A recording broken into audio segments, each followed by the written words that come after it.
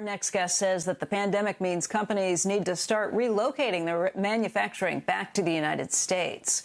Bill Simon is the former president and CEO of Walmart U.S. He wrote about this issue in a Fortune magazine op-ed with Nikki Haley this weekend, and he joins us now.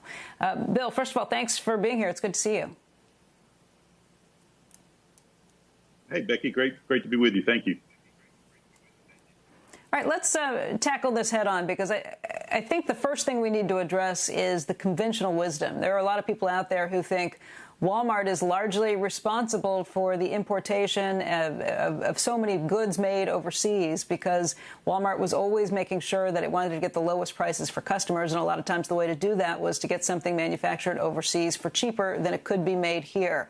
I know this is an issue you've been working on for a long time. You were the U.S. CEO of Walmart from 2010 to 2014. But tackle that issue head on first.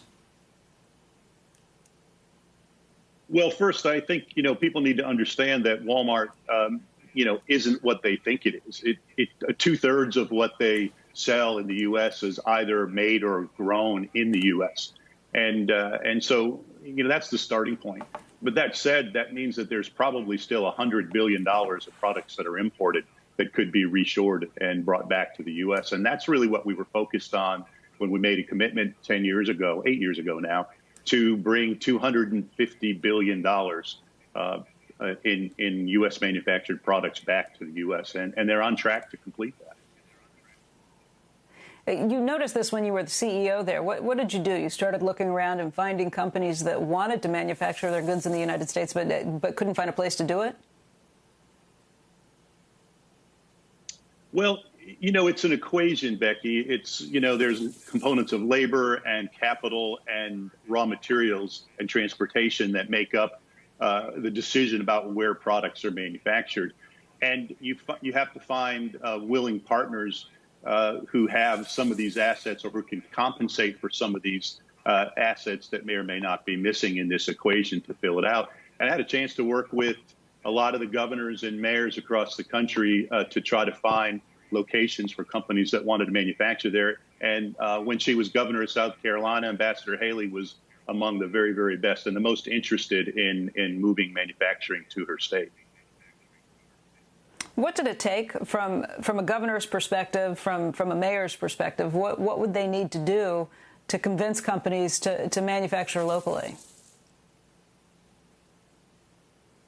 Well, probably the biggest thing, and as governor, Nikki Haley was very, very, attuned to this.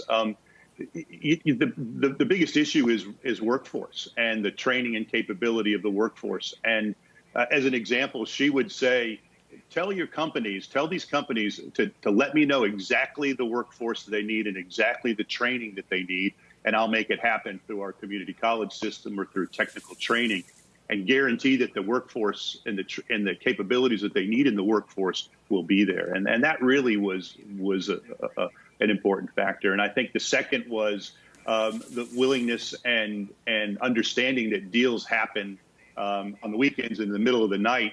And she would give out her cell phone number so that if Saturday evening we were getting close to a deal, we could bring her into the loop and close it. And so I think that showed a level of intensity and focus and commitment that needed to make this thing happen.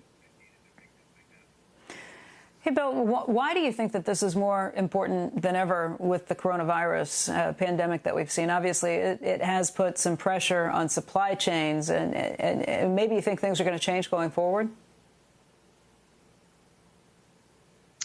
Well, I've always been an advocate about consumption.